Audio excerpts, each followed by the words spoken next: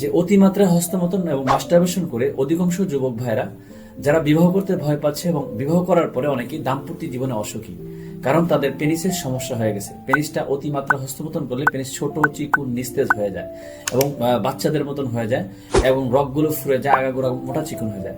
আপনার কথা চিন্তা করে আলখেদমা ন্যাচারাল কেয়ার দুইটা প্রোডাক্ট, একটা প্রোডাক্ট হচ্ছে ডিক পেনিস 3XL, আরেকটা হচ্ছে অয়েল, পেনিস অয়েল। এইটা ব্যবহার করার ফলে পেনিসের আগাগোড়া মোটা চিকুন, রগগুলো ফুলে গেছে, পেনিসের চিকুন হয়ে গেছে, নিস্তেজ হয়ে গেছে, ছোট থাকে, তাদের জন্য এই অয়েলটা 3টা ব্যায়াম, শেকিং, জেলকিং, স্ট্রেচিং, 3টা ব্যায়াম দিয়ে ব্যবহার করতে হবে। আরেকটা এটা হলো সেবন করবে, যেটা ভিতর থেকে পেনিসটাকে মোটা, বড়, শক্ত, সতেজ করে তুলবে।